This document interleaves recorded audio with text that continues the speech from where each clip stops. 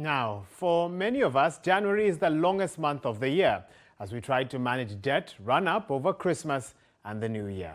I spoke to Sophia Achieng, a financial expert here in Nairobi, and I started by asking her how we can better manage our money during the holiday season. How we enjoy, first and foremost, if you had prior plan, it's better for you. But if you didn't have a prior plan, so make sure you, like for example, us as Africans, we have communal celebrations.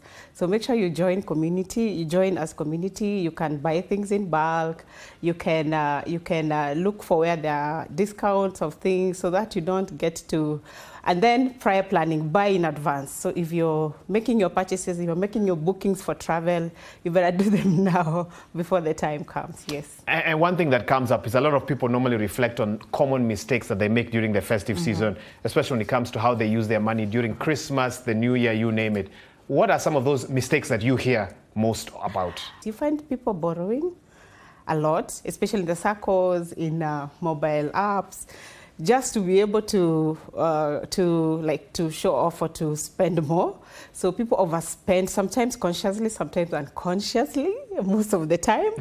And then there's a lot of peer pressure, you know, peer pressure of getting to travel. How does this then impact finances in January? Because it's then a complete, different situation altogether. You seem to have access to quite some money in December, but the situation then suddenly becomes very tight in January. Sadly, the excitement turns into something else if you did not plan very well. So there's the hangovers, you know, there is the debt, maybe you got yourself into debt, and then there's also, you're behind on your bills, you know, and it changes the whole situation altogether. That's why you find people crying like January has 40 days instead of 30 days. What tips would you give on budgeting and how to handle expectations from family and friends during a season like this? You have to be very realistic. You have to take realistic expectations, very, very realistic.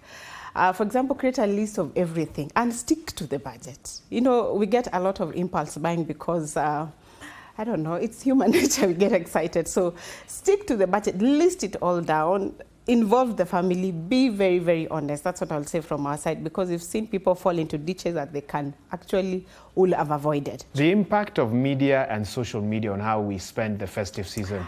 Because on one hand, I see a lot of analysts online warning people to be careful, but at the same time, all the pictures we're looking at are of our friends and family members enjoying themselves over Christmas. How do you think it's changed the way we celebrate seasons like this one?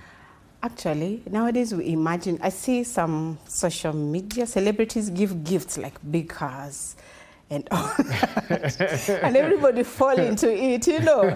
I pray that you're able to cut your coat according to your size most of the time. But at the end of the day, you must have your goal and know where you're going. And if this is what you're earning, please ensure that you live within your budget. It's not easily done, but it can be done. It's achievable, no matter what. And still to come.